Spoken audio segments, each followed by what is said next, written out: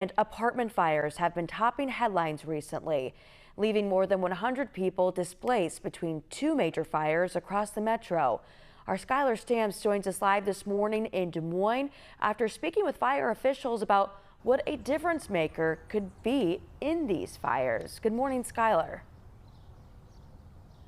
Yeah, Caitlin, good morning. I'm live here in front of the Des Moines Fire Department's administration building where, as you mentioned, this past week, they've been busy fighting those apartment fires. And something that's been top of mind is sprinkler systems, as they could be the difference between minor damage to a single apartment and a complete loss of an entire apartment complex. Now, this first set of pictures here I want to show you were taken from the Calder Avenue apartment fire on May 4th that left around 75 people displaced and most likely the apartment a complete loss. A key piece, this apartment did not have a sprinkler system.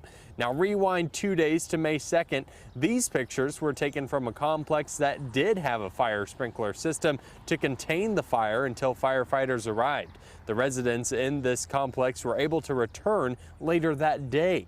Now, it wasn't until the late 90s to early 2000s that it was required for apartment projects in Des Moines to put in sprinklers. So any building that was built before that technically is not required to have a sprinkler system unless they decide to make a large renovation. Without the sprinklers helping to contain the fire until the firefighters arrive to take over, it takes much more work when they get there without having that extra firefighter there as soon as the fire starts. We sent over 50 people in total to that fire on Calder, and we were there for over 18 hours with crews to mitigate that incident. That has impacts to the rest of the city. It increases response times because a lot of our resources are tied up on a larger incident, and a huge impact to the residents there. I mean, that's ultimately the unfortunate story out of that one is many of those residents are displaced.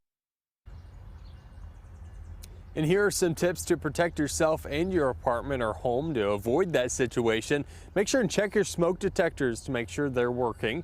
Have an exit plan. Know what you need to get and the fastest route to get outside. Then sleep with your doors closed. Fires need new, fresh air to grow and spread. So a lot of stuff to consider there, Kaylin, about maybe you're looking for a new apartment complex and it's an older building. See if it does have a sprinkler system. And if it doesn't, if an apartment or a fire were to break out in that apartment or maybe just in the complex, find out what you're liable for to make sure and get you the right renter's insurance or anything related to that. Kaylin.